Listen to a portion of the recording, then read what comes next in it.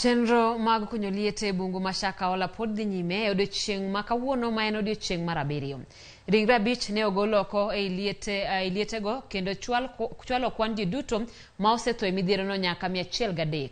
Kaka Judith Omondi lerono, oganda mathoth pod medo chopo e ute thieth e sub-county ma Malindi mar yango jogegi, ka apisas mag arita kwe bende pod oluoro lowono maromo heka 800 mondo mi gires ji manyalo bedo e bunguno.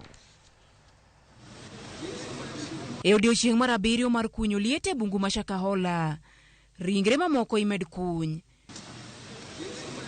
Mijing'o mar kunyo pod ok orumo nikech kaka imed kuny odiechieng' ka odiechieng' nyaka gol ringre mamoko 5 ogolie liete manie bunguno, kwan mariwo ji duto ma osetho ma itudo kod jadolo ma Coach Paul Mackenzie nyaka 103. En gino makoro osemiyo ji mathoth manyicha jogegi olal ogoyo lipode wi lal mag anyuolagi. Lipot ma osegol kod riwruok mar Kenya Red Cross koni maromo ji 360 osechwalnegi ni olal kendo imanyo kod wedegi.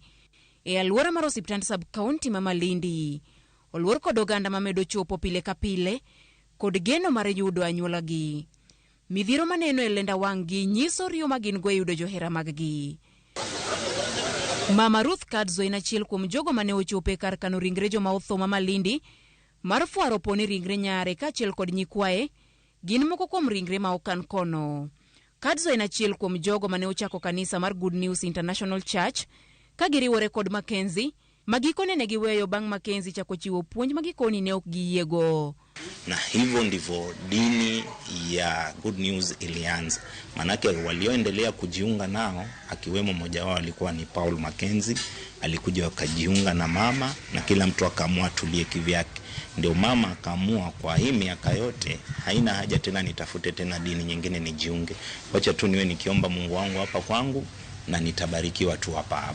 Gikoni bang'e moko kuom anyuola gine odong' kono, wach mane omiyo gi luoro mar chwalo lipot ka obila magikoni ne odino itgi winjo ywak margi. Niliripot pale Malindi. Mimi personally I went with my wife, tukaenda tukaeleza kwamba dada yetu anatoa watoto shuleni kwa sababu ya mafunzo mabaya ya Pastor Mackenzie. Lakini ikachukuliwa tu hivyo. Ilikuja nikaenda tena nikaripot tena. My elder brother went there to report. Kuna wakati hata tulimchukua mama aende akabook pia yeye kama mtoto wake ili ionekane na uzito.